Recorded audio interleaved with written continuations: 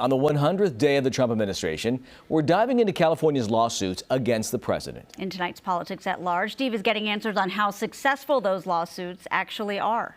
Today, that 16th lawsuit was filed. The state attorney general says on this 100th day of the Trump administration, his legal workload is nonstop. So far, you've sued Donald Trump an average of once a week in these first 100 days. Is that what you expected?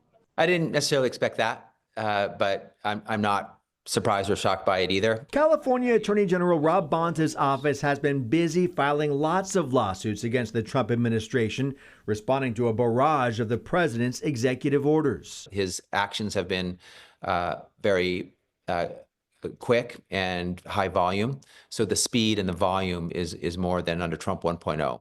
California sued Trump more than 120 times in his first term in office.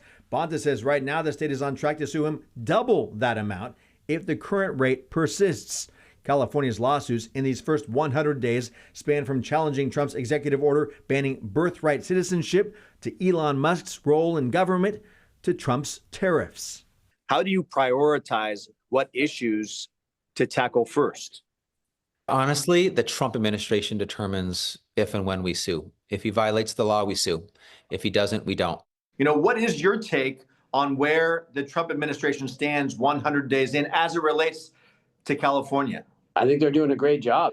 Republican Assembly Leader James Gallagher opposes California's legal challenges to the Trump administration. And I mean, he's moving with action on immigration. He's moving with action on our forests. You know, he's bringing back logging. California Democrats approved so-called Trump-proofing measures ahead of the president's inauguration, setting aside $25 million for legal funds in anticipation of lawsuits. But so far, just roughly very little of that money has actually been spent yet, just because the process takes time to hire people. So you have openings, basically, is what you're saying right now.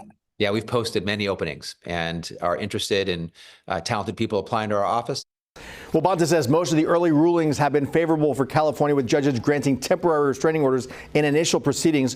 One early ruling that favored Trump, a judge did not grant the state a temporary restraining order challenging Elon Musk's authority within the Trump administration.